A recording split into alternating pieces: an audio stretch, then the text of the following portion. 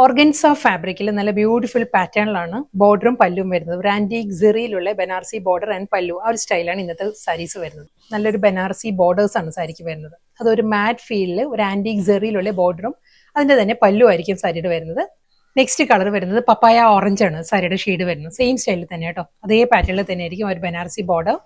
അടുത്ത കളർ വരുന്നത് നല്ലൊരു വയലറ്റ് ബ്ലെൻഡഡ് പേർപ്പിൾ ആണ് സാരിയുടെ ടോൺ വരുന്നത് കേട്ടോ. നല്ലൊരു ഷെയ്ഡാണ് വരുന്നത്. സെയിം സ്റ്റൈൽ തന്നെ അതേ ബനാറസി ബോർഡർ തന്നെ, ആന്റിക് സെറി ബനാറസി ബോർഡർ. ഉടുത്തിരിക്കുന്ന സാരിയുടെ കളർ ചിലപ്പം കുറച്ചും കൂടി റിഫ്ലക്ട് ചെയ്യും കേട്ടോ സാരിക്ക്. നല്ലൊരു ഗ്രേ ആണ് സാരിയുടെ ഷെയ്ഡ് വരുന്നത്.